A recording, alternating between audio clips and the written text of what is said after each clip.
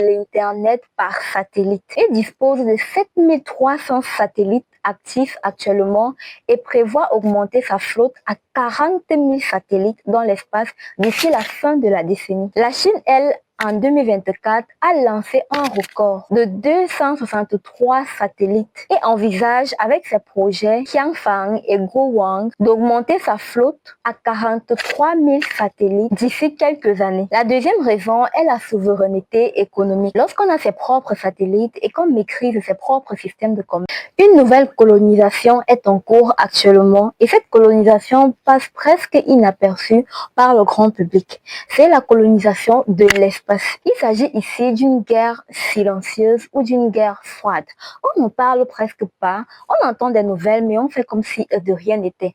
Pourtant, c'est un fait très important. Et comme d'habitude, l'Afrique, mon cher continent préféré, dont je suis originaire, est dans les nuages. On dirait qu'ils ne savent pas trop ce qui se passe.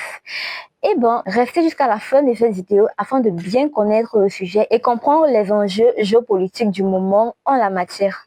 Comme d'habitude, ces derniers temps, on assiste à une battle entre l'Occident d'un côté et l'Orient d'un autre côté. C'est de la bataille et nos adversaires habituels de ces derniers temps sont les États-Unis versus la Chine. Chacun de ces deux empires économiques essaye depuis quelques années d'occuper le plus d'espace possible sur notre tête. Pourquoi? Voyons-le tout de suite. Avoir des satellites dans l'espace aujourd'hui est une question de survie pour un État qui veut être concurrent et peser lourd sur l'échiquier mondial. La première raison ici est le contrôle de l'Internet mondial. Si vous l'avez remarqué, dans les dynamiques de ces dernières années, Internet est utilisé dans plusieurs domaines, pour ne pas dire tous les domaines de la vie active, que ce soit au quotidien ou encore en cas de guerre. Bref, on fait tout avec l'Internet actuellement. Et justement, pour que votre connexion soit fluide et plus rapide, il faut avoir énormément de satellites dans l'espace. Vous l'aurez compris, plus on augmente la quantité de satellites, plus Internet est de bonne qualité. Tellement de bonne qualité que même si vous êtes dans des déserts ou dans des forêts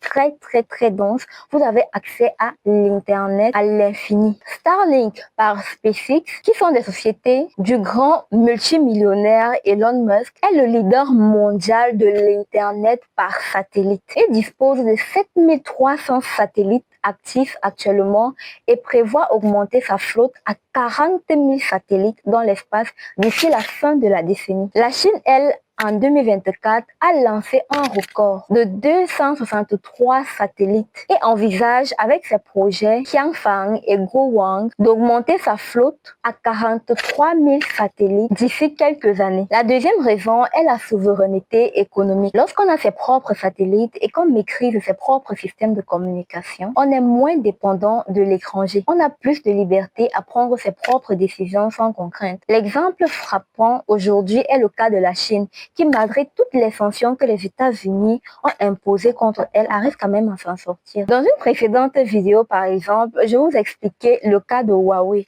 qui, après avoir été éjecté du marché américain et presque du marché mondial, vu qu'il a été interdit d'utiliser les services Google, est quand même sorti premier des ventes de smartphones au premier semestre 2025 et est en train de conquérir petit à petit le reste du monde. Et oui, ça c'est le pouvoir de l'autonomie numérique. Toujours dans l'autonomie numérique, on a la sécurité. En développant ces satellites, on a plus de capacité à protéger ces données les plus sensibles. Ce n'est pas comme ici en Afrique où on collecte une donnée n'importe comment dans toutes les positions. Tiens, ça me rappelle justement le cas de l'Union africaine. Est-ce que tu savais que la Chine a espionné l'Union africaine? Eh oui, on te parle d'une institution continentale qui regroupe 54 pays et qui est censée les rassembler et parler de sujets très sensibles concernant l'avenir du continent, qui a été tout bonnement espionné par un seul pays. Honnêtement, jusqu'à présent, j'en ai vraiment honte. Ça montre à quel point nous sommes complètement en arrière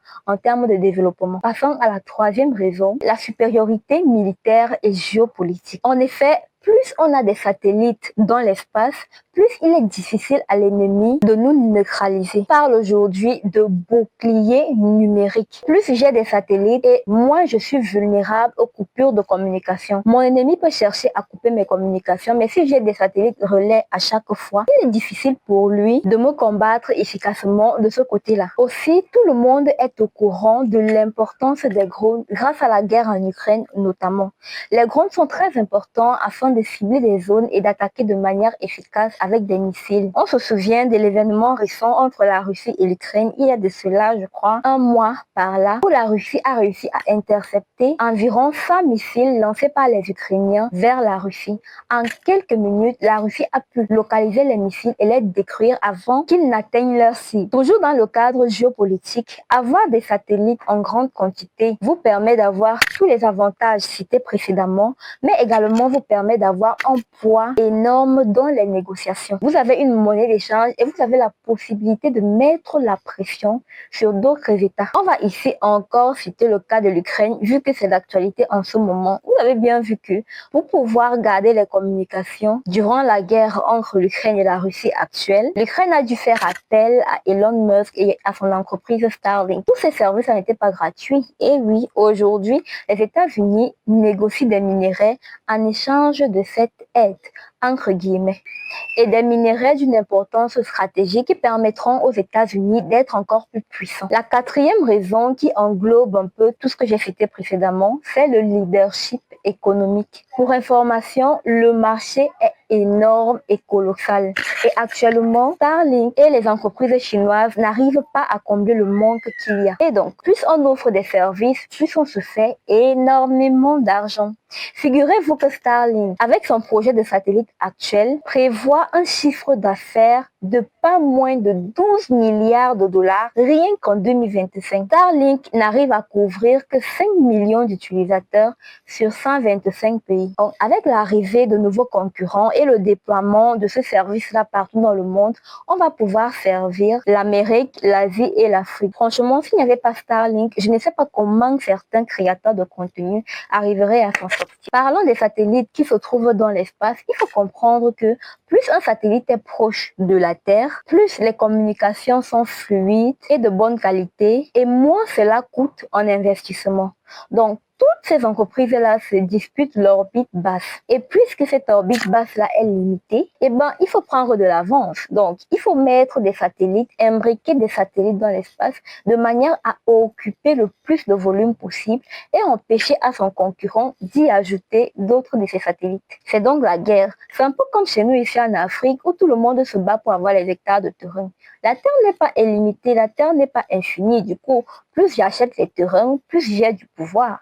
C'est la même chose qui se passe dans l'espace. Avec tous ces satellites-là qui s'enchaînent ça et là dans l'espace, aujourd'hui on a affaire à un nouveau problème. C'est ce qu'on appelle le syndrome de Kessler. C'est simplement la collision de satellites qui produit énormément de débris. C'est un peu comme une explosion. Et ces débris-là, malheureusement, ne sont pas recyclables à date. Ça devient un peu comme ces bouteilles plastiques qu'on retrouve sur nos plages, dans nos poubelles, dans nos rivières, etc.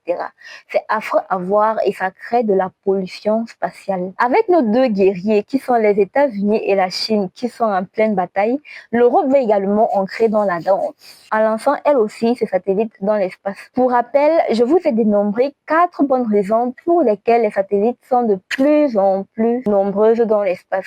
J'ai cité premièrement le contrôle de l'Internet mondial, deuxièmement la souveraineté numérique, troisièmement la supériorité militaire et géopolitique et quatrièmement, enfin, le leadership économique mondial. Donc, Afrique, mon Afrique, qu'est-ce que tu attends pour te réveiller? Oh, en passant, est-ce que tu savais que l'Afrique a ses satellites? J'en ai fait une vidéo il y a très peu et je t'invite à regarder mes anciennes vidéos pour savoir qui a lancé quoi, quand, où et pourquoi, en partenariat avec qui. Alors, j'espère que cette vidéo t'a plu. Si les sujets d'actualité tech t'intéressent, n'oublie pas à t'abonner, d'activer la cloche de notification pour ne manquer aucune de mes prochaines vidéos et je te dis à bientôt pour une nouvelle actualité tech.